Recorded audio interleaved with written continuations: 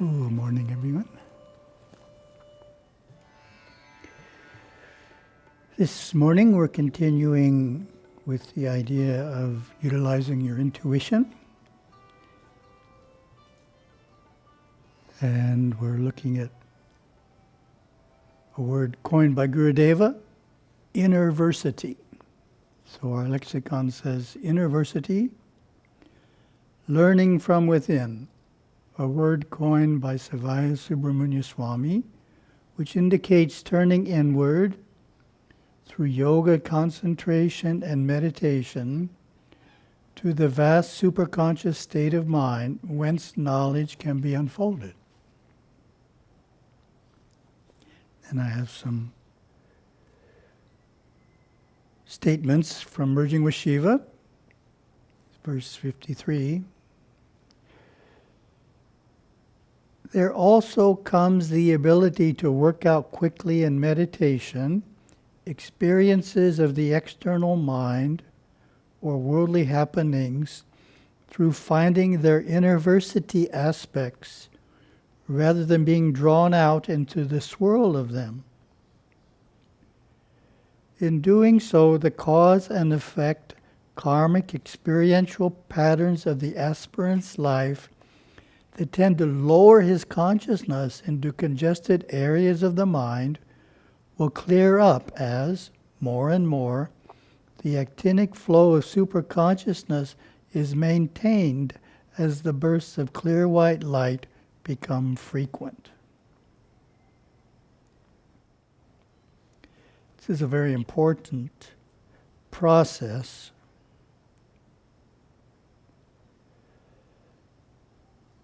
In other words, quite often someone who's involved in meditation, for the first few years of meditation is a separate practice. In fact, I was talking to a devotee on email recently about meditation. He was explaining this idea to me, almost just as it's explained here. He was saying, when I started your meditation practices, I wondered why you didn't meditate for longer hours. That was my concept of meditation. Meditation shouldn't just be for half an hour or an hour. It should be for a long period of time. Then he said, but now I realize that I have to take my meditation into my activities, that's also part of the practice. So it's like a coin with two sides. The meditation practice doesn't stand by itself. The state of consciousness we achieve in meditation needs to influence how we handle the experiences that come to us in our daily activities. And this is suggesting, in doing so, the cause and effect, karmic experiential patterns of the aspirant's life that tend to lower his consciousness into congested areas of the mind will clear up as more and more the actinic flow of superconsciousness is maintained. So that's the other half of the practice. We need to maintain the actinic flow of superconsciousness more and more. Merging with Shiva, verse 94. See what it has to offer. Each experience is a classroom. When the subconscious mind has been fully reconciled to everything that has happened, when you have fully realized that everything you have gone through is nothing more and nothing less than an experience, and that each experience is really a classroom, you'll receive from yourself your Innerversity personal evaluation report, and it will be covered with the highest grades denoting excellent cognition. So E for excellent cognition.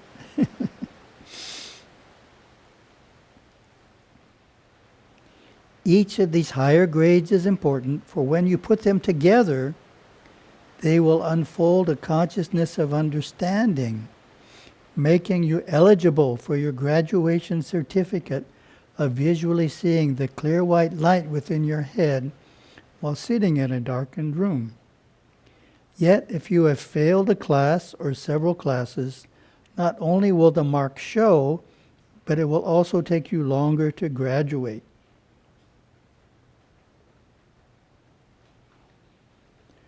Well, that's a very interesting point there. If you have failed a class, how can you fail a class? In the experiences of life, well, you fail to understand it. You fail to accept it. Fail to draw the knowledge that you need to draw from it out of it. So that's the failure. It's not that the experience was wrong. It's that you haven't fully accepted it and understood it. So that causes what Gurudev is calling as failure.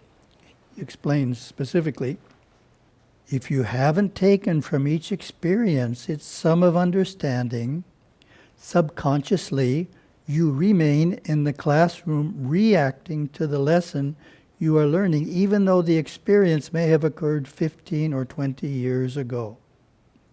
So that's pointing out the sum of understanding. Everything we need to learn from that experience, the sum of understanding. How do we know if we haven't taken the sum of understanding from an experience? Very good question. We think about it regularly, even though it happened a long time ago. That's how we know there's something in it that we haven't fully understood. Otherwise, we wouldn't think about it more than anything else from that time in our past. But if something stands out and we think about it regularly, then there's something in it we need to understand. Merging with Shiva, lesson 203. The greatest thing that a devotee must learn is that all knowing is within oneself. Therefore, go to your Innerversity, your great sub-superconscious school, and bring forth knowledge.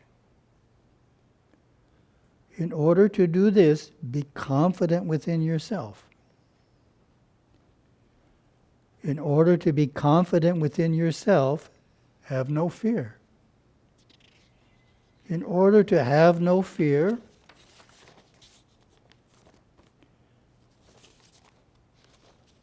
say to yourself, I am all right now. This will quickly bring you into the consciousness of the eternity of the moment. You will feel actinic force permeating, or more life permeating your body, which is your subconscious, and your sub-superconscious state of mind will be active. That is, go ahead in full confidence that you are the knower of all that is known. In order to have this attitude, all knowing is within oneself, we need some humility in order for it to work right. We can't think that our intellect is what has all the knowing. We have to realize that it's the superconscious that everyone has. So our ability to know and what we can know is the same as everybody else's. We're not better at it per se.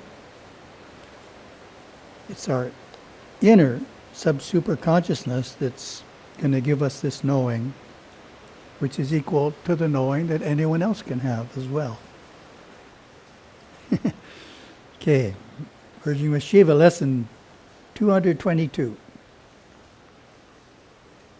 Neither overrate nor underrate the intellect, for it fills several important functions in life, the great experience. But remember, the intellect is not the totality of man. It is only, figuratively speaking, the fifth aspect.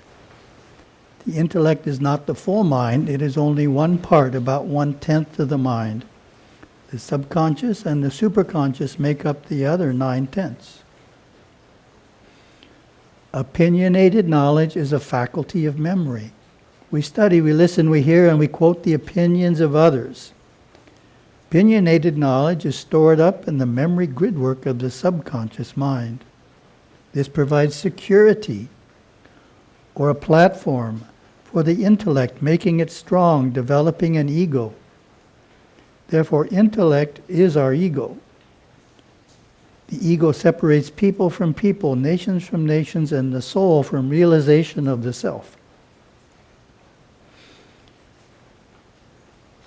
Quote, your real education is the Innerversity, unquote. Perhaps you have been thinking that this statement is anti-intellectual, against education. Let's examine the real meaning, function, and purpose of education. Education is not worn. It does not stick to you. It is not your collection of someone else's opinions.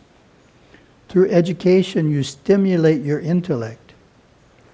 Education is that which you bring out from within yourself as a result of your personal interest in the fulfillment of your birth karmas or prarabdha karmas. Education means exposure to new ideas and old opinions, giving you the tools to explore your own opinions freely. Make decisions, research and review them, and advance your understanding of God, soul, and world. This is education. It is not static. It is as fluid as a river, or it should be. You have the choice, the ability to remold your intellect any way you want.